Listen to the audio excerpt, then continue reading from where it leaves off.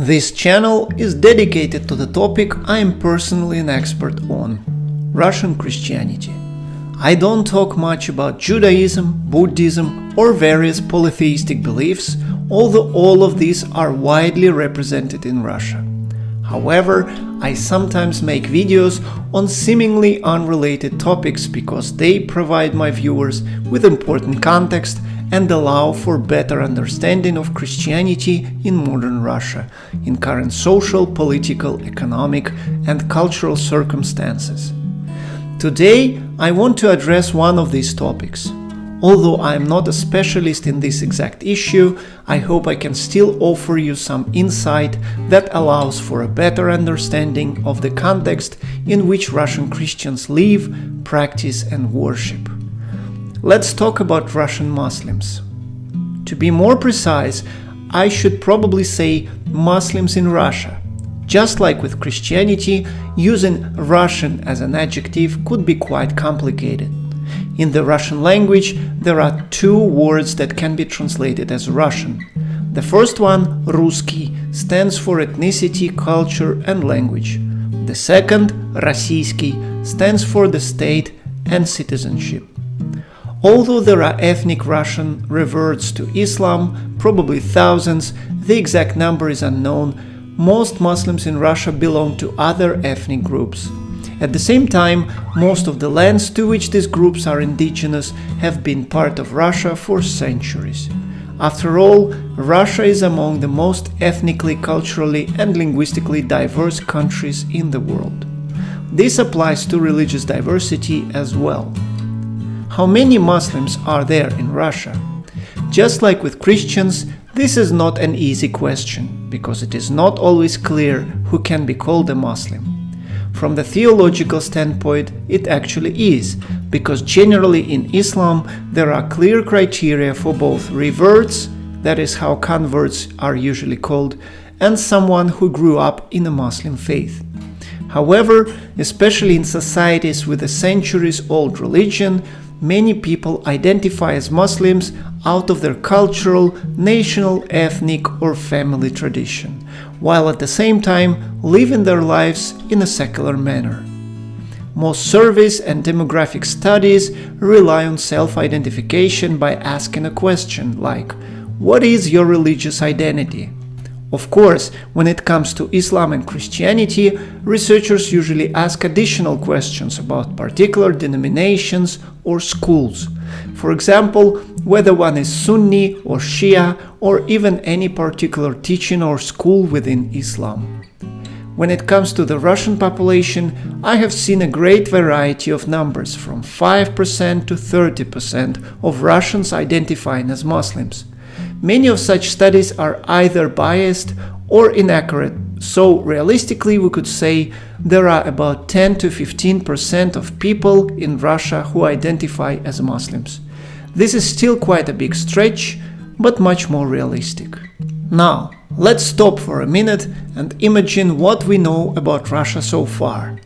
Whether you are just a Russia enthusiast, have never visited or have Russian friends, or you are from Russia, have friends and family there, or are an expert working on Russia-related issues, clearly most stereotypes about Russia do not include the idea that every 10th, if not every 6th, citizen of Russia can potentially be a Muslim. Maybe not everyone buys the idea that Russia is a predominantly Orthodox Christian country, yet I don't think many people around the world realize how big the proportion of Muslims is in the Russian population. As you all probably know, Muslims are not all the same. There are different schools and teachings of Islam, and there are also social groups that differ in their practices and lifestyles. Russian Muslims can be roughly divided into 3 major groups. I am of course simplifying, but for someone who has just openly claimed that he is not an expert, such simplification is acceptable. The first group is represented by 2 big regions, both in the status of a republic, with presidents and parliaments. Now the republics of Tatarstan and Bashkortostan, these lands were conquered by Ivan the Terrible in the mid-16th century. although their assimilation into the Russian Tsardom was not always smooth, eventually they became some of the largest regions of the Russian Empire, later the Russian Soviet Republic, and now the Russian Federation. Much of the population of these two republics is not represented by their titular ethnicities.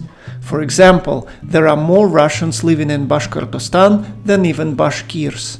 Hence, in both republics, there is a strong tradition of Orthodox Christianity and two powerful church eparchies. A part of the Tatar and Bashkir population has converted to Christianity already generations ago, even though, according to Sharia law, apostasy usually bears the harshest penalty, even death. Nevertheless, Islam has been the major religion of Tatars and Bashkirs for many centuries. And although most of them live modern secular lives, according to various censuses, a little more than a half of each republic identifies as Muslims. The second group is even more diverse. There are 5 other Muslim majority regions and 3 more that have been Muslim historically. Adygea, Astrakhan, and annexed Crimea used to be Muslim, but nowadays have from 15 to 30% of the Muslim population. When it comes to the 5 other regions, Chechnya, Dagestan, Ingushetia, Kabardino-Balkaria, and Karachaevo-Cherkessia, the population there is not only majority Muslim, but as a rule, much more devoted and actively practicing. After the collapse of the Soviet Union, there was an unprecedented revival of Islam in those regions, especially in Chechnya and Ingushetia, which were the same region until 1992, and Dagestan. In the 1990s, these republics got involved in 2 bloody civil wars and numerous terrorist attacks, both within their lands and all over Russia. Many radical ideas were penetrating the populations and many militant groups were formed. Nowadays, the situation is more or less stabilized, but despite all legal institutions and formal political procedures, the republics are not under total control by the federal center in Moscow. This is especially true for the Chechen Republic, which is ruled by the Kadyrov clan. Its current president, Ramzan Kadyrov, is a successor to his father, Ahmad Kadyrov, who was assassinated in a terrorist attack in 2004. He rules Chechnya with an iron fist. Most of his family members, even the youngest ones, hold important positions in the Chechen government. Russian laws and regulations are secondary to the interests of the ruler and his interpretation of the Sharia law. The power in Moscow showers Chechnya with financial subsidies and turns a blind eye to the state of affairs inside the republic, and even sometimes to the acts of retaliation against Kadyrov's enemies outside of Chechnya, as long as peace and the appearance of loyalty to the Russian state are maintained. The third group of Muslims in Russia reflects the dissolution of the Soviet Union. Former Soviet republics, now independent states such as Central Asia and Tajikistan, Uzbekistan, Kyrgyzstan, Turkmenistan and Kazakhstan, and Caucasian Azerbaijan experienced a revival of Islam, traditional for most of their populations. At the same time, after the destruction of Soviet economic ties, these countries faced devastating political, economic and social crises. Some resulted in a series of civil wars of revolutions, some, like in Turkmenistan, in the installation of the North Korean type of dictatorship. Anyways, due to relaxed border regulations for most Soviet republics, huge waves of mostly unskilled migrants have overwhelmed many industries in Russia. In some regions, especially big cities, many spheres of the economy, both legal and illegal, became dominated by ethnic migrants from former Soviet republics, many of whom were Muslims.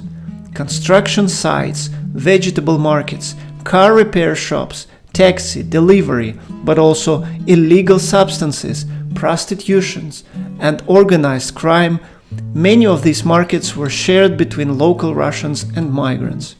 Among them were also traditionally Christian Ukrainians, Belarusians, Moldovans, Georgians, Armenians, and so on. Nowadays, most Muslim migrants from abroad represent Central Asian countries, especially Tajikistan, Uzbekistan, and Kyrgyzstan, and still work mostly low-skilled jobs, winning competition with locals by agreeing to work for lower salaries. At the same time, many of them have already been naturalized, have received Russian passports, and live in Russia for a second or third generation. Hence, oftentimes they compete with another group of Russian citizens, migrants from Muslim-majority regions. Currently, their numbers are estimated as about 4 million legal migrants and about 600,000 undocumented ones. After the COVID pandemic and the start of the war in Ukraine, their number dropped. Before that, there were about 6.6 million. Their adherence to Islam varies. On average, most have a strong Muslim identity and more or less regular religious practice. At the same time, compared to Chechens or Dagestani, they usually live more secular lives, allowing themselves a little bit more liberties and pleasures in their lifestyles. Now, why are Russian Muslims important as a context for understanding Russian Christianity? There are some more and some less evident issues here. First, as I have said repeatedly on this channel, the political and social influence of the Russian Orthodox Church is usually overestimated. One of the reasons for that, though not the only one, is all the concessions that have to be made to Islam by politicians, the media, and even Christian leaders. A significant part of the Russian population does not identify with Christianity, and they demand respect and recognition. Even the law on religious organizations recognizes Islam as one of the traditional religions of the peoples of Russia, along with Christianity, Judaism, and Buddhism. Second, which is directly related to the first one, is the political influence of Islam, or, to be more precise, of certain regions and certain Muslim leaders. Chechnya and Dagestan, for instance, not only engage in the social, political, and religious situation in Russia, they also actively participate in the war in Ukraine, forming special units and claiming their own victories and achievements. Third, some industries, legitimate or not, are still largely dominated by Muslim workers. They are an undeniable part of the Russian population, and Christian communities have to take this fact into account. Some missionaries actively engage in preaching the gospel to Muslims and tragically sometimes face violent opposition. See a video about the assassinated Orthodox missionary Father Daniil Sysoev on my channel.